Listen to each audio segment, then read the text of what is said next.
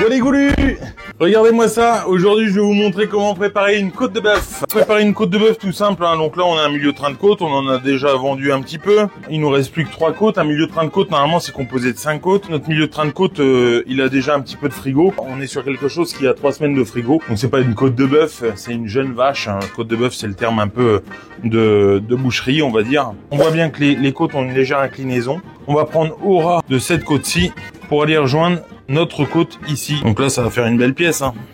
Donc voilà, donc là, on a bien une découpe bien uniforme avec une épaisseur régulière. On a bien pris au ras de la côte qui était là pour rejoindre le ras de celle-ci. Alors là, le commun des mortels, vous la mettrez comme ça dans le papier. Pour moi, c'est sacrilège. Nous, on laisse pas partir une côte de bœuf comme ça.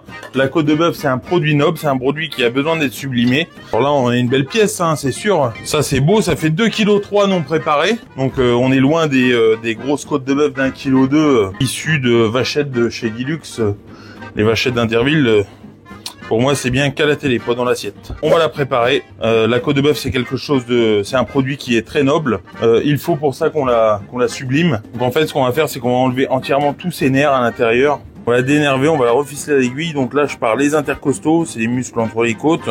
Là, ici, il y a une petite veine chargée le long de notre côte. Là, ici, on voit qu'il y a un petit muscle triangulaire. Ce qu'on va faire, c'est qu'on va venir couper au ras, là, pour faire le manche, au ras de ce petit muscle triangulaire. Donc là, on va venir scier le petit bout d'os qui dépasse là de la côte, histoire de se mettre propre.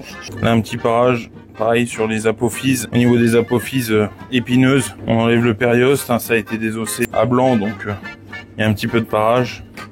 Ça, par exemple, là, ici, là, ça s'appelle le ligament dorsal. Ah, si t'as le malheur de le laisser, ça peut te servir de chewing-gum en fin de repas. Aucun intérêt gustatif là-dedans, ça, c'est du caoutchouc. Là, ensuite, qu'est-ce qu'on va faire? On va venir enlever tous les nerfs. Donc, tous les nerfs qui sont super désagréables, là, quand on tranche une côte de bœuf qui a pas été pareil comme il se doit. Donc là, ici, on a des nerfs ici, et là, ici.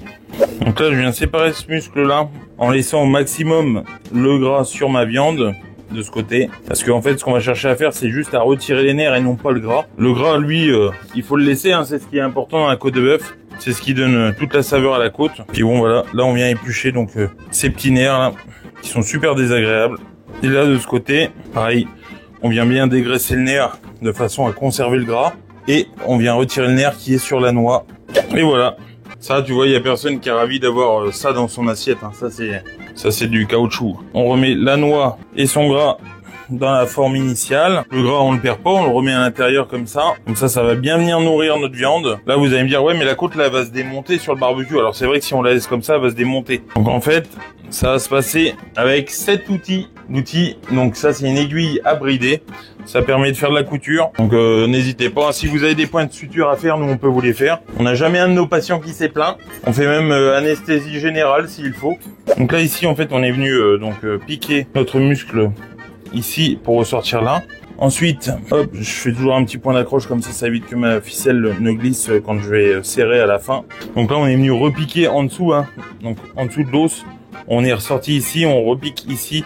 On ressort de ce côté-ci de la côte. On fait exactement pareil que de l'autre côté. Donc hop, un petit maintien ici pour pas que la ficelle ne glisse quand on ficelle. Et là, pareil, on ressort de l'autre côté de notre os. Voilà. On tend bien, on vient faire le nœud à la fin pour finir notre côte bien serrée. Magnifique technique là pour dénerver une côte de bœuf. Ça permet vraiment de sublimer le produit.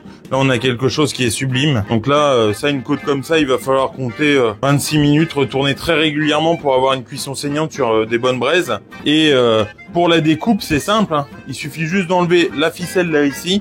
Ensuite, notre morceau qui est autour vient se séparer. La noix, elle, vient la séparer. Et ce morceau-là, la triangulaire ici avec le gras, moi, ce que j'aime bien faire, c'est le remettre sur le barbecue quelques minutes, le temps que je coupe le reste. Comme ça permet vraiment qu'il y ait une plus grosse cuisson là où il y a du gras, puisque ce qu'on va chercher, c'est vraiment à avoir toute la saveur du gras. Et ensuite, cette partie-là, je viens la trancher finement et la répartir entre tous les convives. Donc voilà, une côte comme ça fait pour 5 personnes. Donc là, c'est pour moi, bien sûr. Je vais la mettre de côté pour mes vacances. Et voilà, moi, je vous dis Lizoubok. À plus.